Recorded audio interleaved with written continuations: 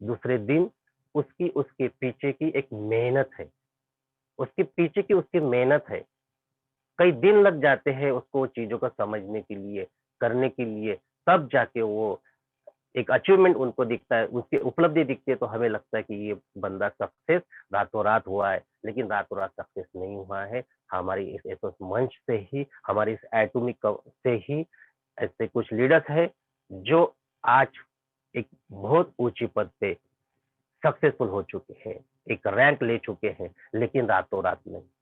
उसने उन्होंने उनको समय दिया है, उस समय के साथ उन्होंने वो वर्क किया है दोस्तों। जैसे एक उदाहरण दूं तो मैं गांधी जी की मैं बात करूं, मोहनदास करमचंद गांधी, उन्होंने 1947 में इस भारत को स्वतंत्रता जब मिली, तो उनका जो पेशेंस का जो समय है ना दोस्तों, वो 50 साल का है। 50 साल लगे, 50 साल उन्होंने पेशेंस रखा, तब जाके ये स्वतंत्रता मिली। उसमें भी किसी ने उनको बोला गया कि आपका जो मार्ग है सत्य अहिंसा का, इससे इस देश को स्वतंत्रता नहीं मिलेगी। तब वो बापू ने कहा कि ऐसा कोई गांधी पैदा नहीं हुआ आज तक, इसलिए किसी देश को स्वतंत्रता नहीं मिली है। 50 साल लग गए दोस्तों। 50 साल का पेशेंस, क्या हम 5 साल का पेशेंस नहीं रख सकते? सिर्फ 5 साल का पेशेंस। हम अगर करोड़ों रुपए इस कंपनी से कमाना चाहते हैं, अर्न करना चाहते हैं, तो 5 साल का मिनिमम पेशेंस हमें रखना पड़ेगा। 1-2 साल तो हमें अपने कुछ अपडेट करने को लगेंगे, इस बिजनेस को समझने को लगेंगे, ये बिजनेस क्या है, कैसे करना है, क्यों करना है, सपने कैसे पूरे होंगे, ये सब चीजें समझने के लिए हमें 1-1.5 साल लगेगा दोस्तों। तब जाके हमें सक्सेस मिलेगी, तो हमें 5 साल देने पड़ेंगे। और ये 5 साल जो रहेंगे ये आने वाली पीढ़ी तक सक्सेसफुली का वो मार्ग हम दिखाते रहे। तो हमें उसके लिए पेशेंस रखना बहुत जरूरी है। बिना पेशेंस के हम सक्सेस नहीं हो सकते दोस्तों। साथ ही साथ दूसरा जो वर्ड है वो है एटीट्यूड। सक्सेसफुल होने के लिए हमारे अंदर वो एटीट्यूड होना बहुत जरूरी है। अब एटीट्यूड कैसा होना चाहिए? एक पॉजिटिव थिंकिंग, यानी कि नजरिया, हमारा देखने का नजरिया। और देखने का नजरिया बाहर से नहीं आता, वो हमारे माइंड में होता है। हम जैसा देखते हैं वैसा ही वर्क करते हैं। तो हमारा जो नजरिया है वो हमेशा पॉजिटिव होना चाहिए।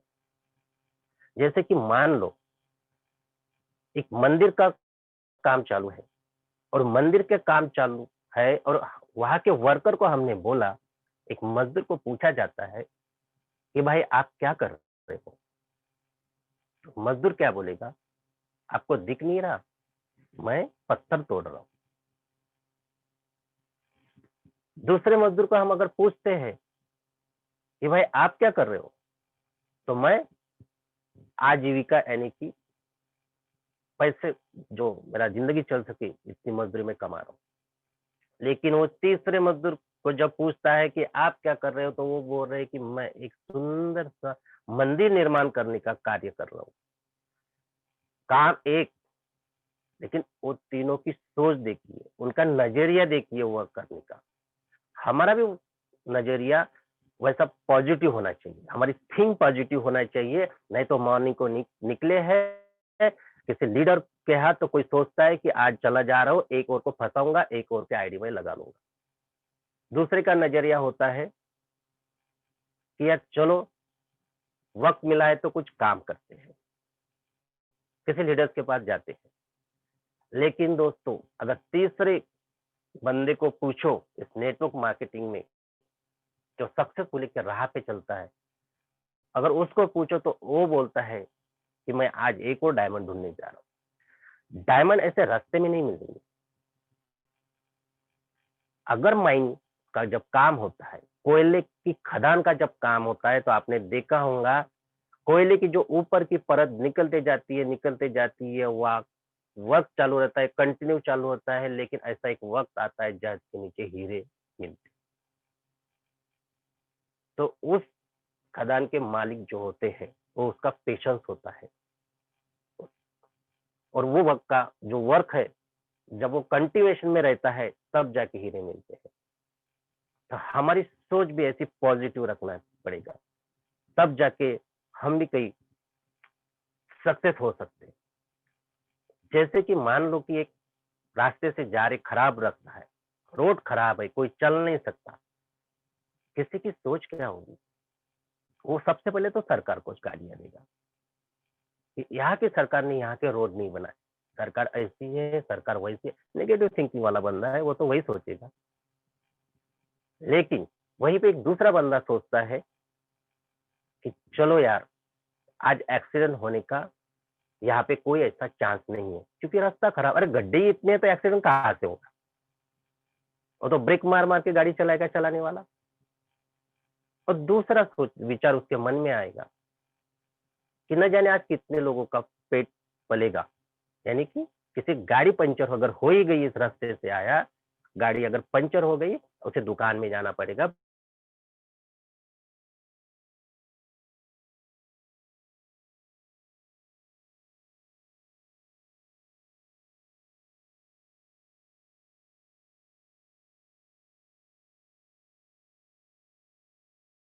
एक ऐसा एटीट्यूड होना चाहिए कि हमेशा पॉजिटिव होना चाहिए कि जो मैं कर रहा हूँ ये सही है, लेकिन उसका एक मार्ग भी ढूंढना पड़ेगा। एक बाटा कंपनी के जो मैनेजर है, उन्होंने दो सेल्स वाले जो व्यक्ति है, सेल्समैन, उनको अफ्रीका के एक टापू में भेजा, जिस टापू पे उनको जूते बेचने थे उस वहां के लोगों को। जब वो वहां गए तो वो देखते हैं, एक सेल्समैन जो देखता है कि किसी के ही पैरों में चप्पल या जूता नहीं है। अब बताइए हमारी सोच क्या रहेगी कि किसी की पैरों में चप्पल जूता नहीं है, और वहां पे हमें भेजा गया है कि आपको वहां पे बाटा कंपनी की जूते या चप्पल बेचना है। मैनेजर उसको एक बंदे को फोन करता है, पहले सेल्समैन को, कि कैसे चल रहा है। तो जब रिकवर में उनको कॉल करता है, उनको आंसर देता है कि सर, ये आपने क्या कर दिया? अरे आपने वहां भेजा है जहां पे कोई चप्पल ही नहीं पहनता, कोई जूता नहीं पहनता, किसी के पैरों में नहीं है। यहाँ पे क्या बाटा कंपनी के जूते लोग खरीदेंगे? क्या लेंगे वो? ये उसकी थिंकिंग होती है। लेकिन उसी समय नेक्स्ट जो दूसरा सेल्समैन होता है, उसको जब कॉल किया जाता है, तो वो बोलता है कि सर, बहुत बहुत धन्यवाद आपका, बहुत ही जबरदस्त जगह पे आपने भेजा है सर मुझे। अरे यहाँ पे तो किसी के पैरों में चप्पल जूता तक नहीं है। आप खाली एक जोड़ी यहाँ भेज दो, मैं एक को पहना दूंगा, अपने आप बिक जाएंगे। मैं एक को पहना दूंगा तो अपने आप बिक जाएंगे, सब खरीद लेंगे। This is attitude. ये होता है एटीट्यूड, ये होती है पॉजिटिव थिंकिंग, वर्क करने की। तो हमारे अंदर भी वो पॉजिटिव थिंकिंग होनी चाहिए। अरे एक ने ना बोल दिया इसका मतलब हमारी टीम खत्म हो गई क्या? दूसरा, नेक्स्ट, नेक्स्ट, कोई तो ऐसा हीरा मिलेगा जो आपको आगे ले जाएगा, और वो खुद को भी अपनी जिंदगी को आगे लेके जाएगा। मैं एक छोटा सा आपको उदाहरण देना चाहता हूँ। उदाहरण यह है, एक मॉस्किटो कॉइल का उदाहरण देना चाहता हूँ, और शायद मैंने इससे पहले दे चुका भी। जब वो मॉस्किटो कॉइल का जो बेबी होती है, जब उसको विंग निकल आते हैं, तो वो उड़ने की कोशिश करती है।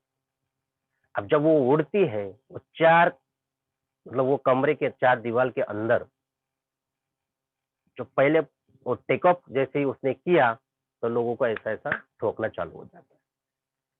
और जैसे ही वो एक राउंड मार के आती है, तो उनके जो माता पिता जी है, उनको पूछते हैं कि बेटा, आज की आपकी पहली फ्लाइट कैसे रही? तो वो मॉस्किटो बेबी क्या कहती है दोस्तों?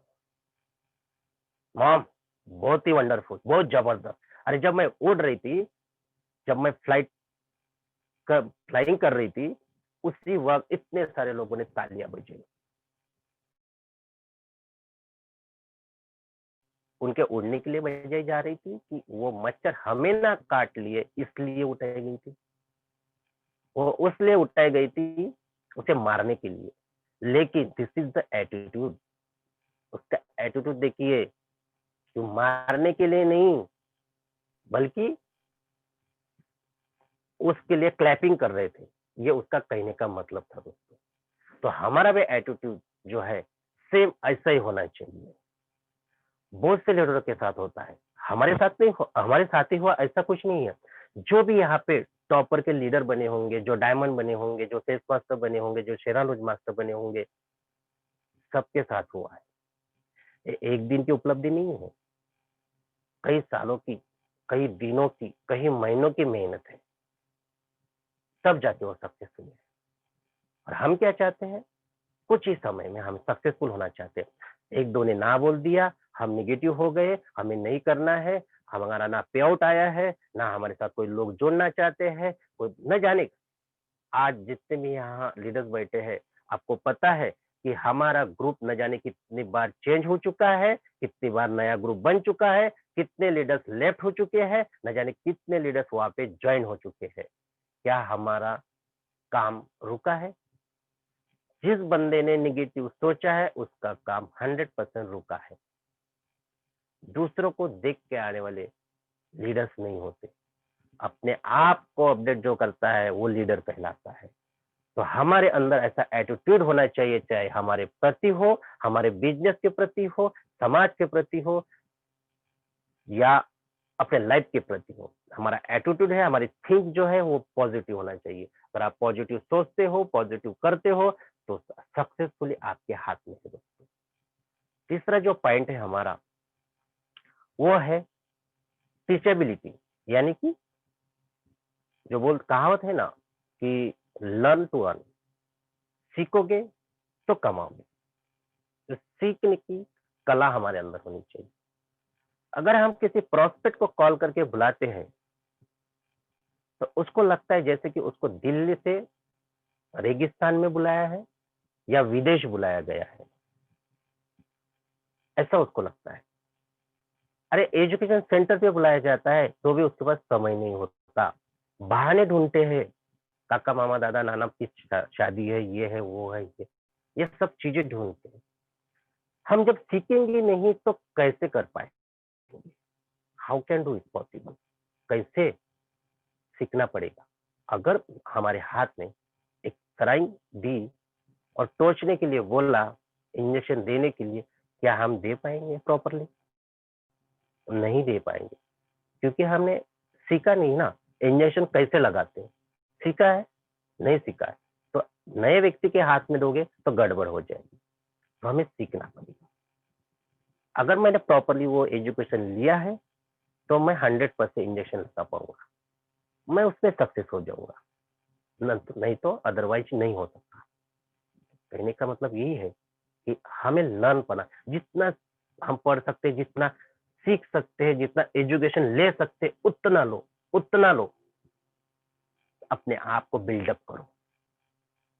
Education is a most important, बहुत ही महत्वपूर्ण होता है, वो होता है एजुकेशन।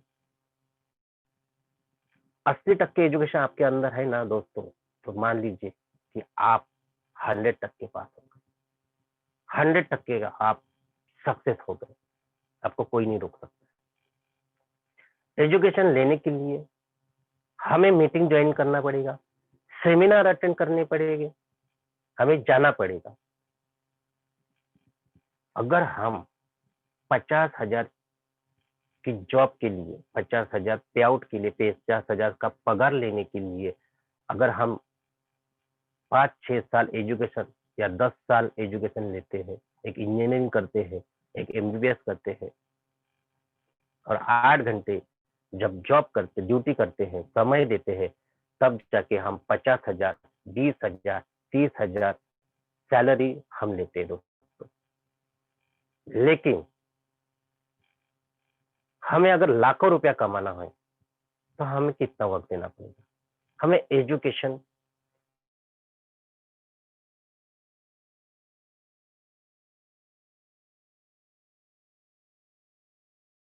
हर जगह पे बहुत ही इंपॉर्टेंट होता है।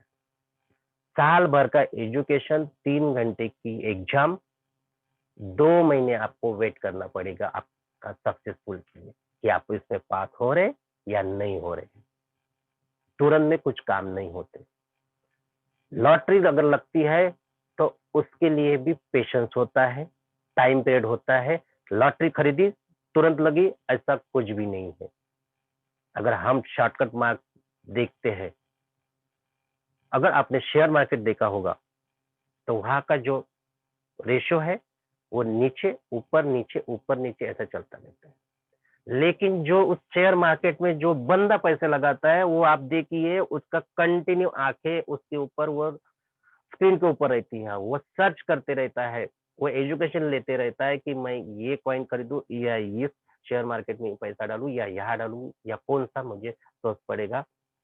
तो क्या करता है इसका मतलब वो लर्न करता है, वो सीखता है। वो सीखने की कला हमारे अंदर होनी चाहिए। साथ ही साथ जो सीखा है वो हमारे टीम में बांटने की कला हमारे अंदर होनी चाहिए। अरे लोग बोलते हैं यार तू क्या मुझे बताएगा, तू मुझे क्या बताएगा, मैंने 10 साल 15 20 साल दिए हैं, आज तक सक्सेस नहीं हुआ हूँ। तो भाई इतने साल दिए हैं तो सक्सेस क्यों नहीं हुआ है? अब मैं बताने आ रहा हूँ तो सुन क्यों नहीं रहा है? सुन इसलिए नहीं रहा है कि हमारा एजुकेशन प्रॉपरली नहीं है कि हम उसको बता रहे हैं, और वो सक्सेस इसलिए नहीं हुआ है 10 15 20 सालों से क्योंकि उसने प्रॉपर सुना नहीं है, उसने प्रॉपर वो वर्क नहीं किया है। तो ये गलती उसकी है। हमको अगर सक्सेस होना है लाइफ में तो हमें सीखना पड़ेगा, एजुकेशन लेना पड़ेगा। जितना ज्यादा एजुकेशन उतना कॉन्फिडेंस बढ़ा, जितना ज्यादा एजुकेशन उतना कॉन्फिडेंस लेवल हाई रहेगा। एजुकेशन रहेगा तो ही कॉन्फिडेंस रहेगा, कॉन्फिडेंस रहेगा तो ही बता पाएंगे। अब जब बता पाएंगे तभी हमें सक्सेस मिलेगी। तो ये इस सक्सेसफुल का एक तीसरा पॉइंट है, बहुत ही इंपॉर्टेंट पॉइंट है दोस्तों, वो जो है जो लर्न, जो सीखने की कला वो सिखाने की। चौथा पॉइंट है इसमें होनेस्टी, प्रामाणिकपना। अब ये प्रामाणिकपना कहाँ से आएगा?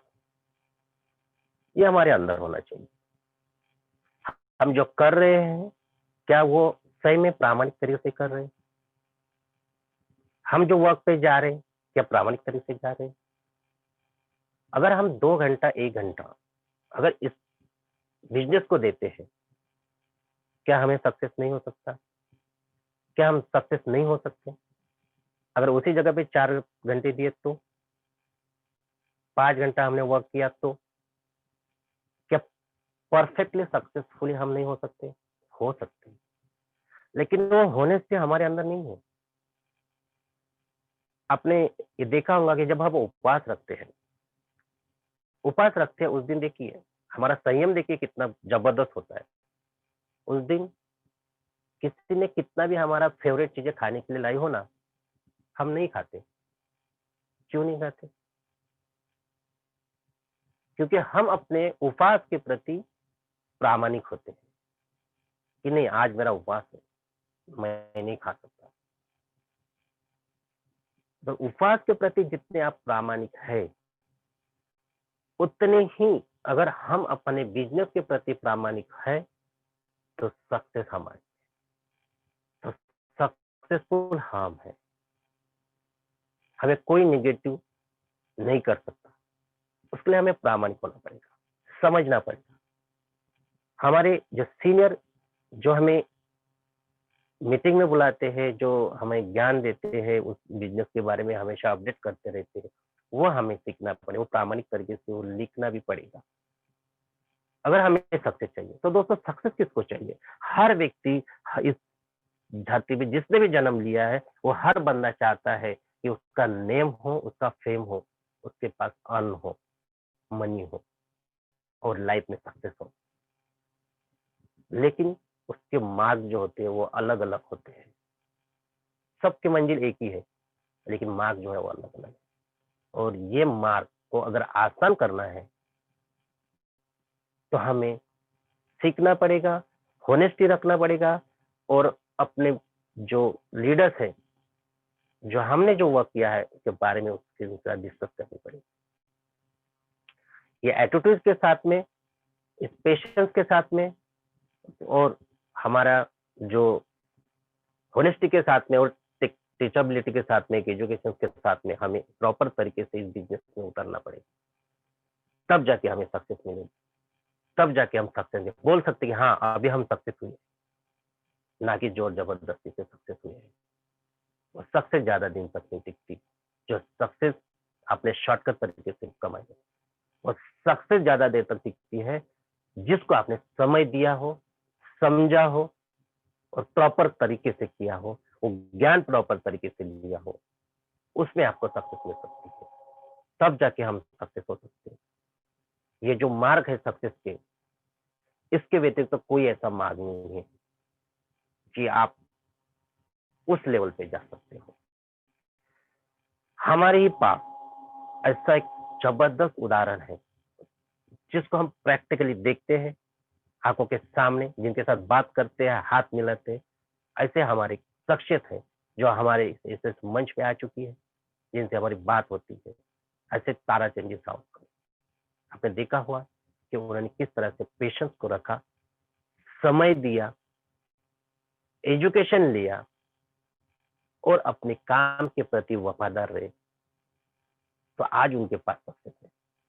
लेकिन हमारे जैसे आज के आए हुए लीडर, हम बोलते हैं कि इनके नसीब अच्छे थे, इनके नसीब अच्छे थे। अरे नसीब कहाँ अच्छे थे यार, वो तो खुद बता रहे अपने मुंह से कि उनकी लाइफस्टाइल कैसे थी और आज कैसी है। तो नसीब कहाँ अच्छे थे, वो तो उन्होंने बनाया, उन्होंने वो बनाया है, तब वो बने हैं, तब वो बात करने लगे हैं। नसीबों को मत कोसो, नसीब हमें उस ऊंचाई तक नहीं लेके जा सकते, हमारे कर्म ही वहां पे लेके जा सकते हैं। अगर हमारे कर्म सही वे पे है, सही तरीके से है, तो हम उस ऊंचाई तक पहुंच सकते हैं। वो सक्सेस हमारी है, और वो जो खुशी रहेगी उस सक्सेस के बाद आपको उससे आंसू आएगा। क्यों? क्यों हमने वो समय दिया है, हमने विश्वास किया है। इसी तरह से अगर आपका विश्वास इसके प्रति अगर घनिष्ठ है, पक्का है, तो आपका सक्सेस आपके पास। रातों रात अगर हम चमकने की कोशिश करेंगे तो नहीं चमक सकते। हीरे को कोयले के अंदर दबोच के रहना पड़ता है, तब वो चमकता है।